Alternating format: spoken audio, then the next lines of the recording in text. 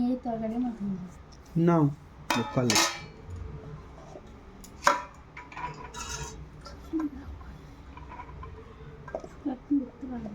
তরলি খাইনি, খাই না। তরলি খেতে হবে তো।